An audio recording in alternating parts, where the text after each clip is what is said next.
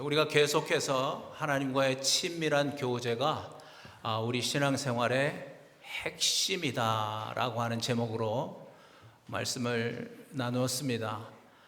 이렇게 끈질기게 이 주제를 가지고 말씀을 나누는 이유는 그게 그만큼 중요하기 때문이라는 거죠. 중요하기 때문입니다. 핵심이라고 말씀드렸잖아요. 왜 이것이 중요한가? 첫째는 첫 시간에 말씀드린 것처럼 하나님께서 예수 그리스도를 통해서 우리를 구원하신 목적, 우리를 그래서 자녀로 삼으신 목적, 그 궁극적인 목적은 다른 데 있는 게 아니고 우리와 친밀한 교제를 나누기 위해서 그렇게 하셨다는 겁니다. 여러분 기억하십니까? 그래서 하나님 아버지께서는 예수님을 화목의 제물로 삼으셨다고 그랬죠. 화목의 제물로 삼으신 겁니다. 그래서 그의 피를 통해서 하나님이 임재하여 계시는 지성소의 문을 여셨다고 말씀하신 겁니다. 여러분 이게 무슨 뜻인지 아십니까? 신약시대를 살고 있는 우리는 그 닫혔던 지성소의 문이 열린 시대를 사는 겁니다. 다른 말로 하면 하나님의 임재 가운데 우리는 살고 있다는 겁니다. 하나님과 함께 우리의 일상을 살고 있다는 그런 뜻입니다. 하나님이 모든 일 가운데 함께 하시는 것입니다. 이것은 구약시대에는 상상도 못하던 그런 일이었습니다. 이것이 하나님께서 예수 그리스도를 통해서 우리에게 주신 특권이라는 거예요. 특권.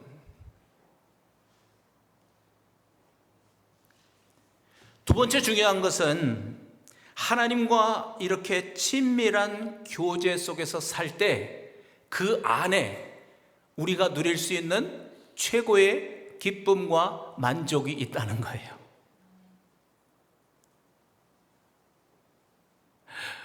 여러분 하나님도 우리 아버지시잖아요. 육신의 아버지인 우리들이 자녀들이 그렇게 살기를 원하는 것처럼 하나님은 우리가 비록 이 땅에 살지만 하나님 안에서 기쁨과 만족을 누리며 살기를 원하시는 겁니다. 저는 어렸을 때부터 신앙생활 했는데요, 어른들이 신앙생활 이렇게 하시는 거 보면서 어렸을 땐 그런 생각을 했었던 것 같아요. 야, 신앙생활은 이게 쉬운 게 아니다. 신앙생활을 하는 거 보니까 어떤 때는 너무나 어른들이 힘들어 보이고 심지어는 고통스러워 보이기까지 했어요. 그래서 신앙생활이라는 건 굉장히 힘든 거구나. 어렸을 때 그런 생각을 가졌었어요. 그런데 그것은 여러분 겉모습입니다. 겉모습. 제가 말씀드렸습니다.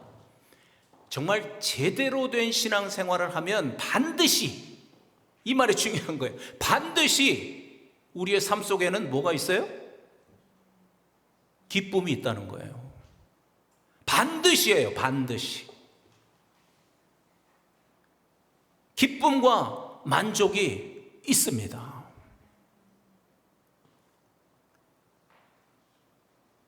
그 말씀을 나눴고요. 세 번째 중요한 것은요, 우리가 이렇게 하나님과의 친밀한 교제 속에서 세상이 주는 기쁨이 아니라 하나님만 주실 수 있는 그런 기쁨을 누리면서 살아야만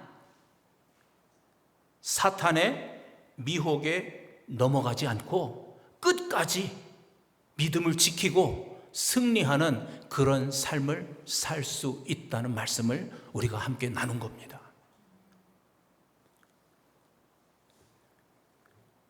제가 가지고 있는 책 중에 나의 행복, 하나님의 기쁨이라고 하는 책이 있는데 이 책의 원 제목, 영어 제목을 보면은 저 앞에 나오죠. The life-changing power. The life-changing power of enjoying God이에요. 그러니까 life-changing power, 삶을 바꾸는, 다시 말하면 우리의 인생을 바꾸는 그 파워, 힘은 어디에 있는가 하면 enjoying God. 하나님 안에서 누리는 기쁨에 있다는 거예요. 그래서 지난주에 말씀드렸죠. 기독교 희락주의, 크리스천 헤도니즘. 저 책에 보면 그래서 이런 말씀이 있습니다. 이런 말이 있습니다. 하나님 안에 있는 더 좋은 만족으로 인해 죄가 싫어지지 않는 한 장기적으로 죄를 이길 길은 없다. 한 번 더 읽어드릴게요. 잘 들어보세요. 하나님 안에 있는 더 좋은 만족으로 인해 죄가 싫어지지 않는 한 장기적으로 죄를 이길 방법이 없다. 무슨 말인지 이해가 되셨어요?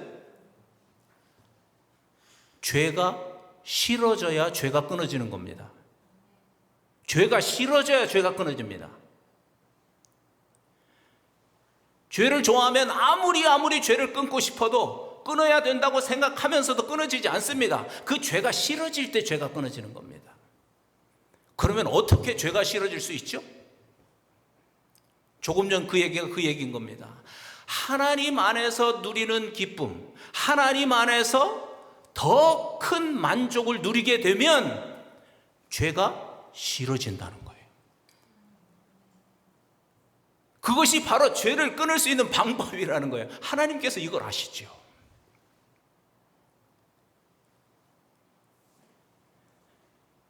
그래서 이거 외에는 장기적으로 죄를 이길 방법이 없다고 말씀하는 겁니다.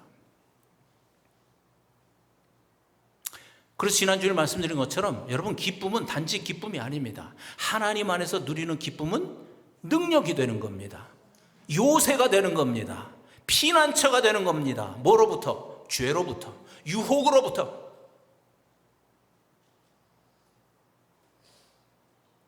그래서 죄 가운데 빠지지 않게 하는 능력입니다. 뭐가?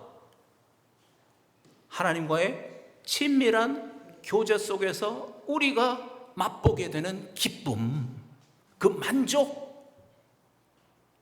그것이 바로 죄를 이기는, 죄를 싫어하게 만드는 그런 능력이 되는 것입니다.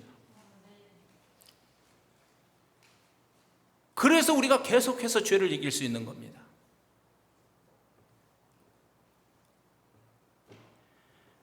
지금까지 우리가 나눴던 말씀을 제가 3가지로 요약해서 말씀드렸습니다. 여러분 어떻습니까? 오늘 7번째 말씀을 나누고 있는데 정말 여러분의 마음 가운데 하나님과의 친밀한 교제가 우리 신앙생활의 핵심이 맞구나, 동의가 되나요?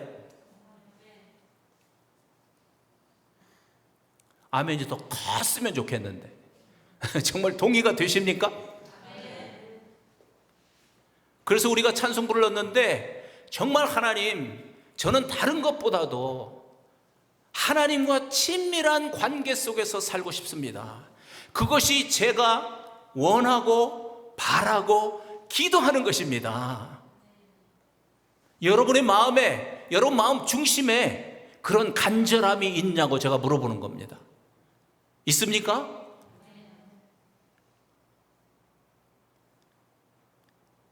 이것이 중요한 것입니다. 그래야 말씀드린 것처럼 죄가 싫어지고, 그래서 죄를 이길 수 있고, 그래서 우리가 이 세상 가운데 살지만 세상을 이기고 승리하는 그런 삶을 살 수 있게 되는 것입니다.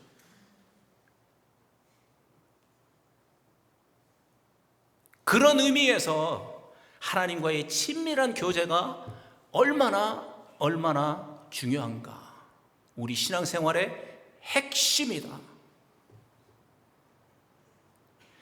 그런데 오늘 우리가 읽은 말씀에 보면은요, 이 하나님과 친밀한 교제를 위해서는, 하나님과의 사귐을 위해서는 굉장히 중요한 것이 한 가지 있다고 지난주일 말씀에서도 말씀하셨습니다. 그건 뭐냐면 하나님은 온전한 빛이시기 때문에 우리가 만약에 어둠 가운데 산다면 빛이신 그 하나님과 교제가 불가능하다고 말씀하셨죠. 그 말씀 다시 한번 읽어볼까요? 요한일서 1장 6절과 7절 말씀입니다. 시작. 만일 우리가 하나님과 사귐이 있다 하고 어두움에 행하면 거짓말을 하고 진리를 행하지 아니함이거니와. 또 이어서 8절 7절 시작. 그가 빛 가운데 계신 것 같이 우리도 빛 가운데 행하면 우리가 서로 뭐가 있어요? 사귐이 있고 그 아들 예수의 피가 우리를 모든 죄에서 깨끗하게 하실 것이요. 두 가지 삶을 얘기하죠. 어둠 가운데 사는 삶, 그리고 빛 가운데 사는 삶. 너무나 분명한 건 말씀드린 것처럼 우리가 빛 가운데 삶을 살아야 온전한 빛이신 하나님과 친밀한 관계 속에서 살 수 있다는 것입니다. 여러분 기억하세요? 지난주일 설교, 빛 가운데 사는 삶은 무슨 삶을 말하는 겁니까?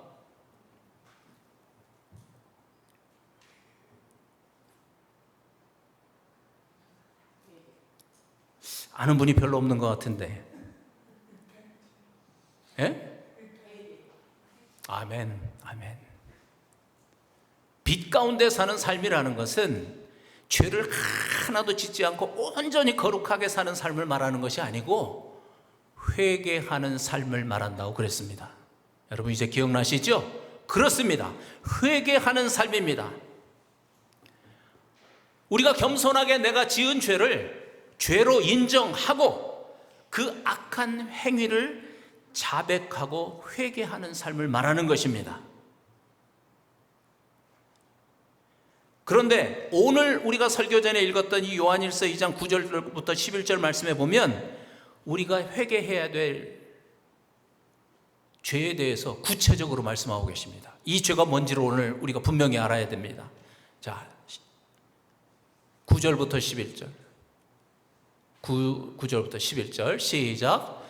빛 가운데 있다 하면서 그 형제를 미워하는 자는 지금까지 어두움에 있는 자요, 그의 형제를 사랑하는 자는 빛 가운데 거하여 자기 속에 거리낌이 없으나 그의 형제를 미워하는 자는 어디에 살아요? 어두움에 있고 또 어두움에 행하며 갈 곳을 알지 못하나니 이는 그 어두움이 그의 눈을 멀게 하였음이라.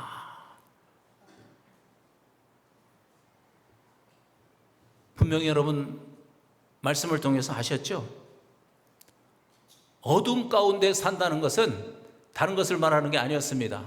뭘 말하는 거예요? 형제를 미워하는 삶이에요.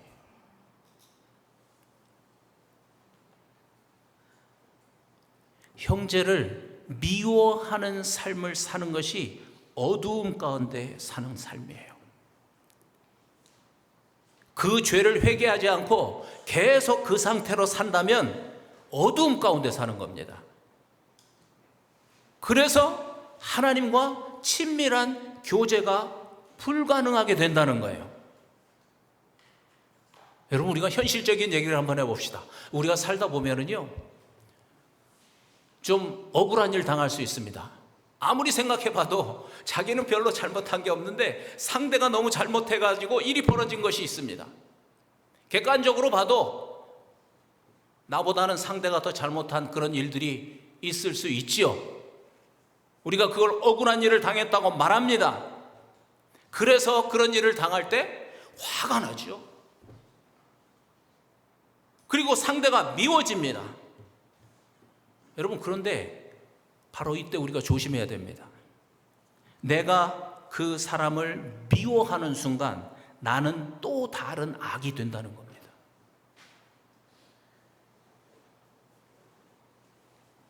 제가 너무 높은 수준을 요구하고 있습니까? 어쨌든 이런 일로 인해서 누군가를 미워하게 되면 그것이 또 다른 악이 되어서 결론은 어두움 가운데 사는 자가 되고 만다는 것입니다. 여러분도 경험해 보셨을 겁니다. 저도 경험해 봤습니다. 그런 사람의 그 문제를 해결하지 않으면 계속해서 마음속에서 섭섭한 마음이 생기죠. 계속해서 불편한 마음을 가지고 살 수밖에 없습니다. 그런데 계속해서 그런 마음을 가지고 살면, 그렇게 어둠 가운데서 살면 하나님과 교제할 수 없고, 그래서 계속해서 불평과 불만만 가득한 그런 삶을 살 수밖에 없다는 거예요.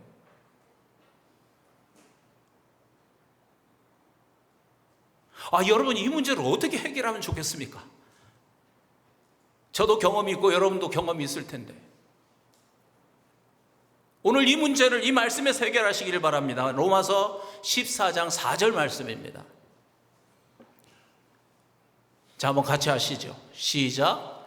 남의 하인을 비판하는 너는 누구냐?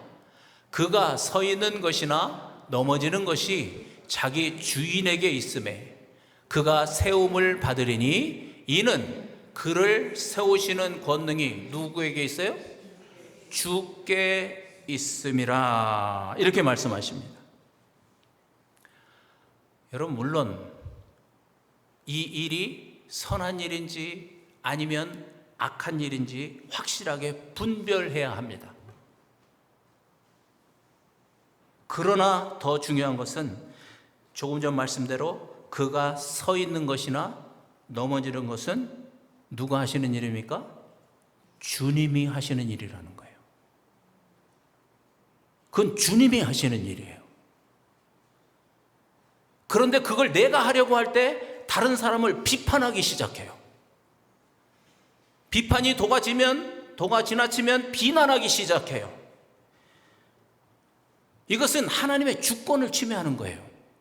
하나님이 하실 일을 내가 하려고 하는 거예요.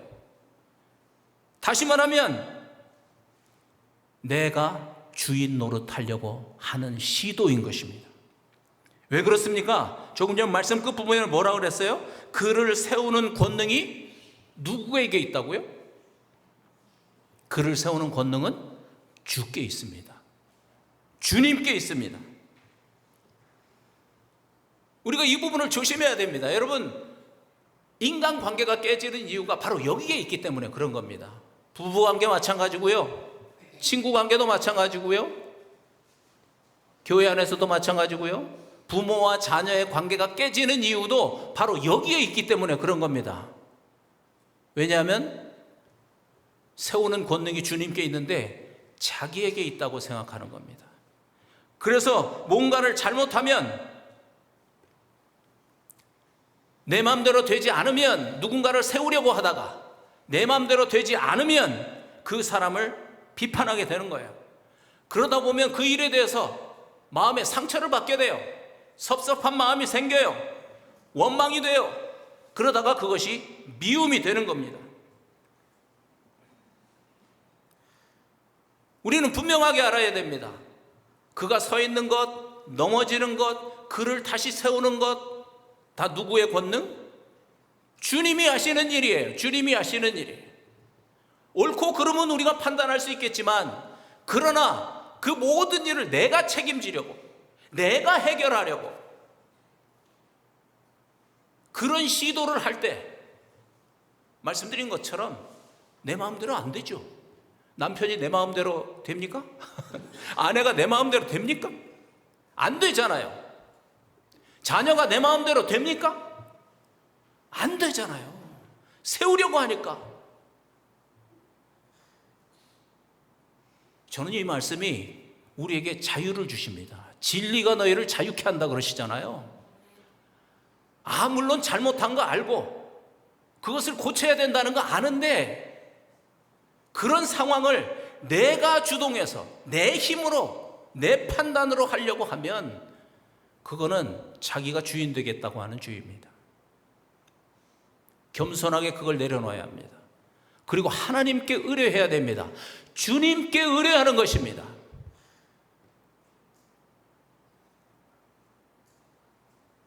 이것이 우리에게 필요한 것입니다. 그래야 미움으로부터 자유를 얻습니다. 그래야 원망으로부터 자유를 얻습니다. 그래야 깨졌던 인간관계가 회복되는 겁니다. 나머지 일은 누가 책임지시는 거예요? 주님이 책임지시는 거예요. 서 있는 것, 넘어지는 것, 넘어진 자를 세우는 것, 결국은 주님이 주권하에 그의 권능으로, 그의 능력으로 하시는 것을 믿습니다. 이 믿음이 이 말씀에 아멘할 때 자유를 누리는 거예요. 미움으로부터.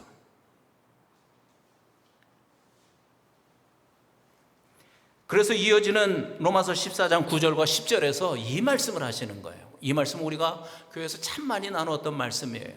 시작.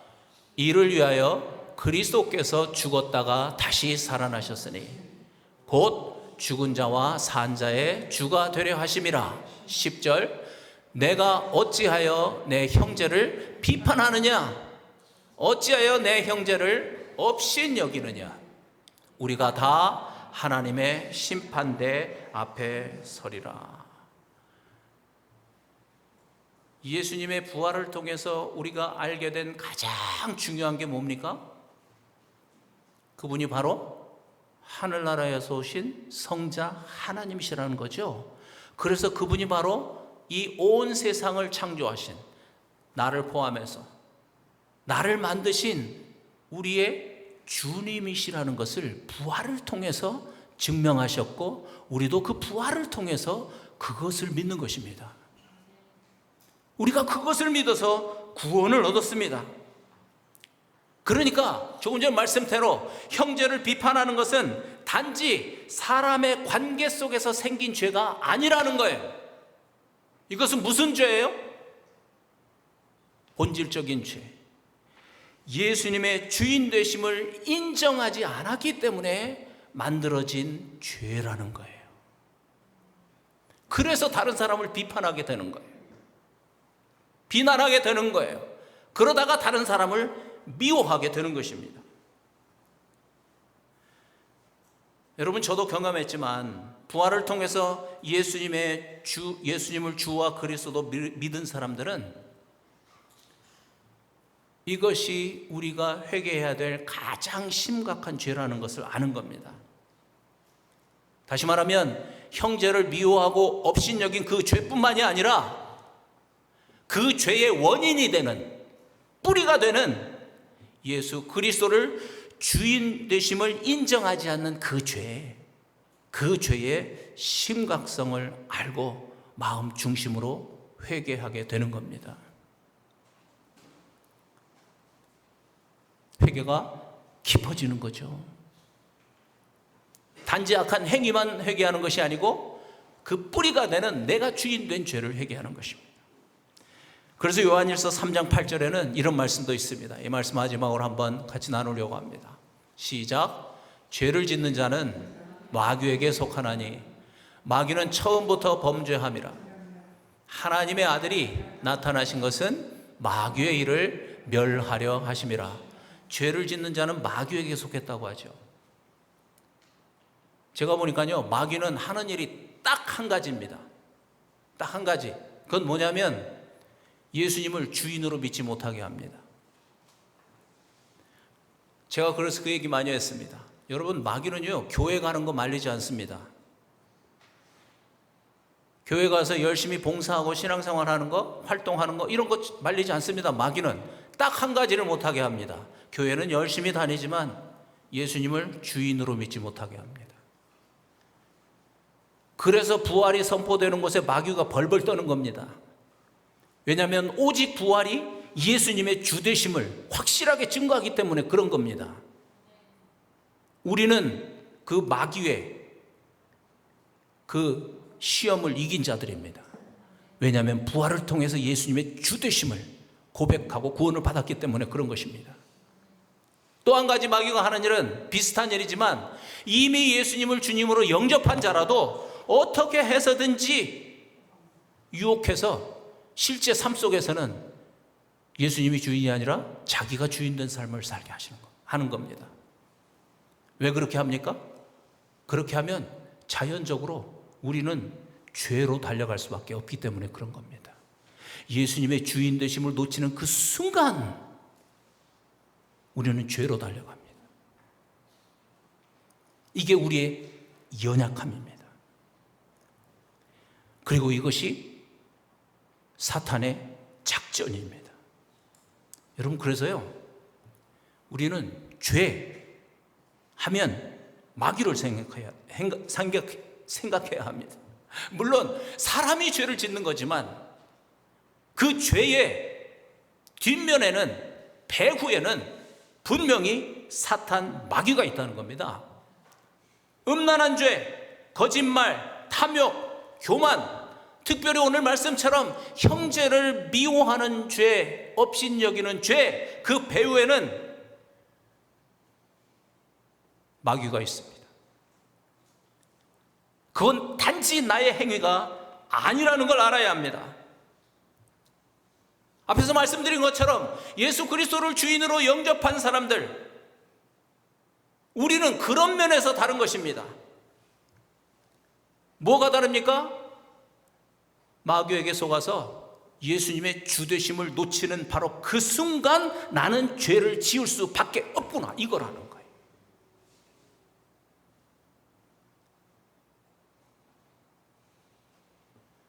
내가 주인이 되어버리는 순간 나는 범죄하는 일에 들어갈 수밖에 없다는 것입니다. 여러분, 만약에 내 마음속에 어떤 원망하는 마음이 생겼다면요, 이것은 다른 것 때문이 아니고 주되심을 놓쳤기 때문에 그런 겁니다. 내 마음속에 누군가를 미워하는 마음으로 가득 채워졌다면 그 본질적인 이유는 주되심을 놓쳤기 때문에 그런 겁니다. 내가 만약에 교만한 마음이 생겼다면 그 본질적인 이유는 주되심을 놓쳤기 때문에 그런 겁니다. 내 마음속에 음란한 생각이 들어와서 나를 괴롭히고 있다면 그 본질적인 이유는 주되심을 놓쳤기 때문에 그런 겁니다. 오늘 말씀대로 내 마음이 미움으로 가득 차버렸다면 그 본질적인 이유는 주되심을 놓쳤기 때문인 것입니다. 다시 한번 말씀드리지만 모든 악한 행위의 원인은 사탄에게 속아서 주되심을 놓쳤기 때문인 겁니다. 그래서 조금 전 말씀에서 그렇게 말씀하신 겁니다.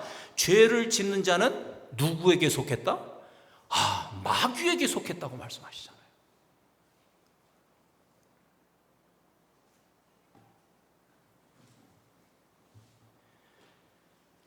그래서 저는 오늘 우리가 이 말씀을 나눈 것이 얼마나 감사한지 모르겠습니다. 왜냐하면 부활을 통해서 예수님을 주님으로 영접한 사람들은 우리가 이 죄에 대해서 더 심각하게 생각하고 회개할 수밖에 없기 때문에 그런 겁니다. 앞에서 말씀드린 것처럼 이건 단순한 행위가 아니라는 것이죠. 그 배후에 악한 사탄의 세력이 있다는 것이죠. 그 사탄의 세력 때문에 주인 되심을 놓쳐서 이러한 악한 죄가 내 몸 밖으로 나와버린 것입니다.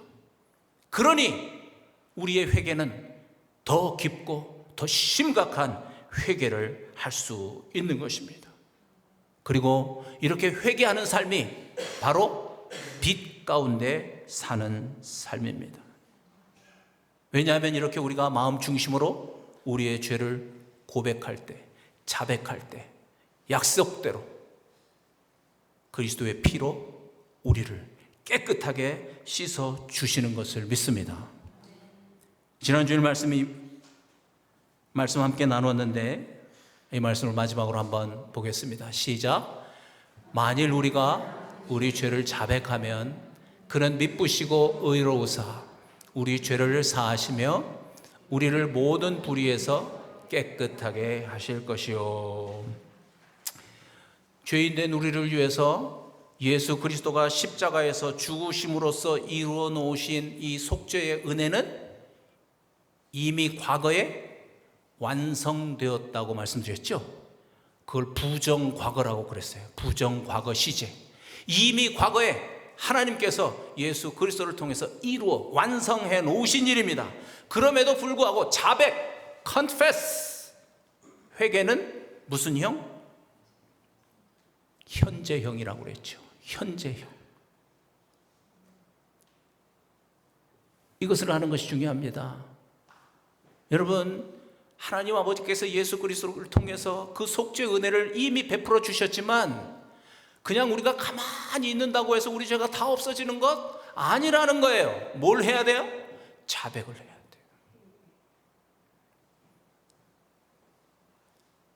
우리가 그 죄의 심각성을 알고 하나님 앞에서 자백할 때 무슨 일이 일어나는 겁니까?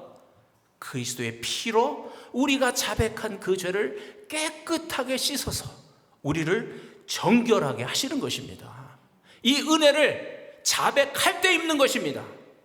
아멘 되시죠? 자백이 그래서 중요한 겁니다. 그래서 회개가 중요한 것입니다. 지난 수요일날 여러분께 말씀드렸습니다. 부활을 통해서 십자가를 보면서 회개하라고 그랬습니다. 제가 짤막하게 얘기했지만 정말 이 말 중요한 말입니다. 부활을 통해서 십자가를 보면서 회개하십시오. 왜 그렇습니까? 부활을 통해서 십자가를 보면 거기에 달려 죽으신 그분은 누구입니까? 하나님 아버지께서 보내신 성자 하나님이시라는 것이 실제 사건이 되잖아요. 그분이 나의 주님이시고 그분이 나의 그리스도라는 것이 부활을 통해서 보면 실제 사건이 되는 거예요. 그래서 그분이 십자가에서 흘리신 그 피의 능력이 교리가 아니라 실제 사건이 되는 거예요. 그 죄사함이 실제 사건이 되는 거예요. 그래서 부활을 통해서 십자가를 보면서 회개할 때 정말 내 죄가 깨끗함을 얻었다고 하는 확신을 갖게 되는 거예요. 또 한 가지 중요한 것이 있습니다. 여러분, 부활을 통해서 십자가를 볼 때 우리가 반복되는 죄를 끊을 수 있습니다. 왜 우리가 반복되는 죄를 지을까요? 금방 회개하고 와서 또 똑같은 죄를 왜 지을까요? 왜냐하면 우리의 죄를 씻어주신 그리스도의 피를 너무나 가볍게 보기 때문에 그런 겁니다.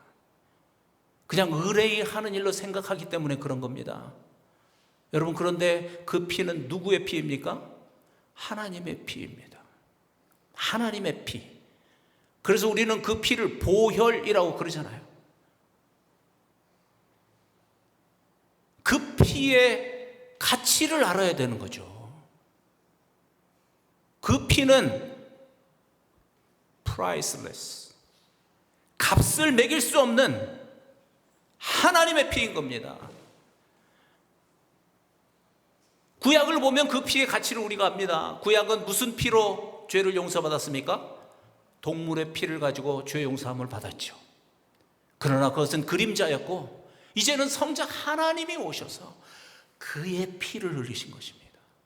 성자 하나님이 그의 피를 흘리신 것입니다. 그래서 그 피는 값을 매길 수 없는 너무나도 놀라운 그런 능력의 피인 것입니다. 제가 그런 생각을 해봤어요. 만약에 죄를 하나 지을 때마다 $1,000씩 내. $1,000씩 벌금을 매길 거야. 다른 사람 미워할 때마다 $1,000. 남편한테 나 미워할 때마다 당신 $1,000 벌금 내. 아내한테 $1,000는 너무 작은가요? 아마 그러면 그렇게만 해도 아마 조심할 것 같아요. 아, 이거 그러면 안 되겠구나. 나 돈이 없으니까.